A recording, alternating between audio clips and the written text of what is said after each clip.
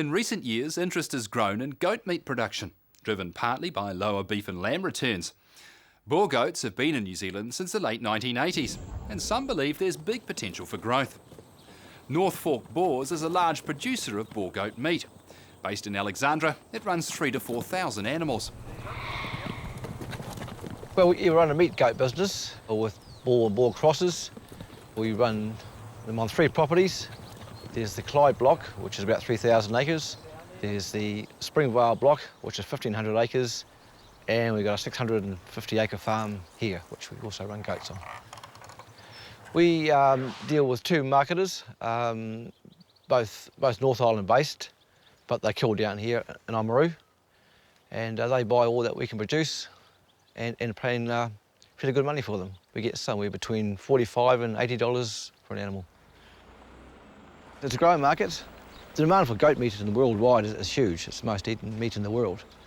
And we can't produce enough for the markets to absorb. In the last sort of 10 years since I've been farming goats, we've had trouble with these big meat companies not killing when we want to, and it suited them. They penalised us pretty heavily for animals that were over heavy. And now these marketing companies that we're dealing with now are paying good money, they're paying premium for the right animals, and they are getting killed on a regular basis, which is something we've been wanting for a long time. Get out of it. Well, I hope the future is to expand the amount of goat farmers in New Zealand. I mean, it's a product where it's easier to produce in some ways than sheep. We're not having to dag. I don't drench any of the commercials. We don't have foot problems down here, no crutching. So from that point of view, there's less work with the animal. Just containment and fencing is the biggest issue that we spend a lot of time on. Yeah, traditionally, goats have just been a menace or a pest to a lot of people, and they got a bad name through feral goats and that sort of thing. But these boars, once they crossed over with boar blood in them, they're a very farmable animal. They're mixing with other stock and other farms well because a lot of stock they won't eat ragwort or won't eat the thistles or won't eat the broom or the gorse. Goats complement a lot of farms, and we did 3 years as a goat monitoring group with 15 farms involved and compiled information for meat and wool. And it was showing there that goats integrated with other farm or other stock were enhancing the other stock that they had, whether it be cattle or sheep. If you bring in small amounts to do weed control, then there's no impact at all on their current stocking rates. A goat is about 0.75 of a stock unit, and depending on what it's eating, it could even be less.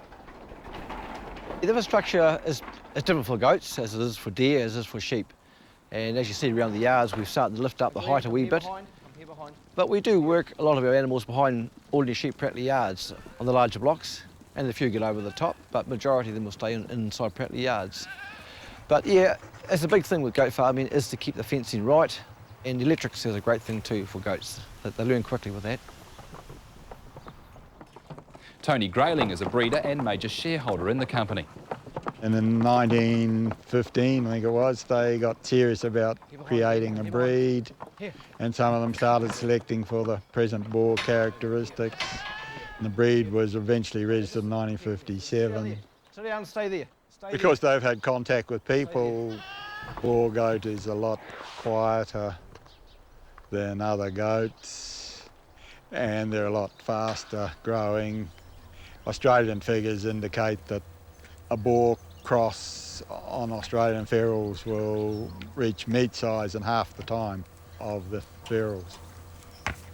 My aim with breeding boars is to breed easy care, tough bucks that will thrive under these commercial conditions here for the meat industry.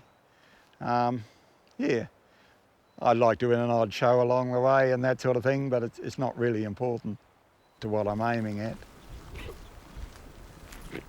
Basically, I came down here and joined Tony and Neil and others who had already come down here to target the Central Otago area because climatically and plant-wise, it is probably one of the world's best environment for boar goats specifically. What we're doing down here, we're trying to build up numbers. So we're using methods of open transfer.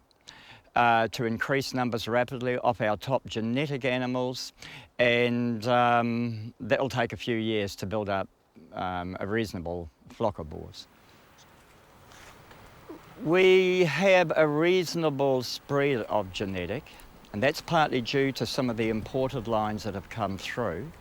But the problem we faced with imported animals was to actually go through the genetic and find the animals that were going to be suitable for our style of farming in New Zealand. Once we have secured that, then we'll have a better idea of the width of genetic. It will certainly have narrowed by that time. I think we must maximise the qualities of the Boer goat.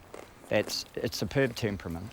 Secondly, we are targeting very tough animals, and we have found that they are coming out of the Northern Cape and the Kalahari area, where they had already come out of an extremely tough environment that was probably even tougher than here we have in Central Otago. Boars thrive in very hot, dry conditions. So in the summertime, this is pristine Boer environment climatically. In the winter, because the boar has more flesh on it and can grow a bit of cashmere, it is well endowed to actually endure extreme temperatures of here up to -13. Here's an import from Lucasburger and Pitnuit in South Africa, and leaves very tough kids. Very agile from the day that they're born, which is important in this area because we have very heavy frosting. His yearlings are good size, and his weaning kids wean out very heavy.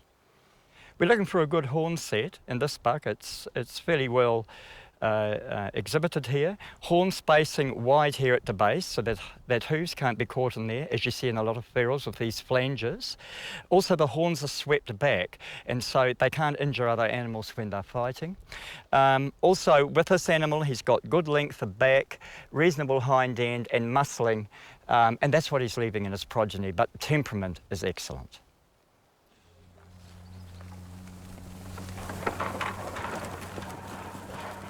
These ones here are young animals, less than 18 months old, some less than 12. They're the premium grade. They've got their 2 teeth, then they qualify for premium. So they are very much a mixture of feral cross-based ones, not a lot of boar in some of these. But still we get the same money whether they're boar or a crossbred, just based on weight. Some of these, they'll kill out between 12 and 18 kg is what we're hoping, and that's where the premium range of money is.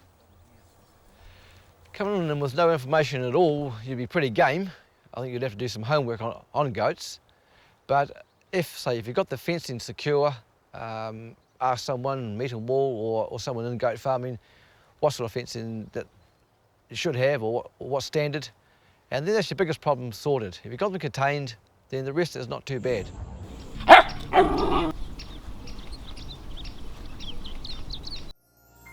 This program was made with funding from New Zealand On Air.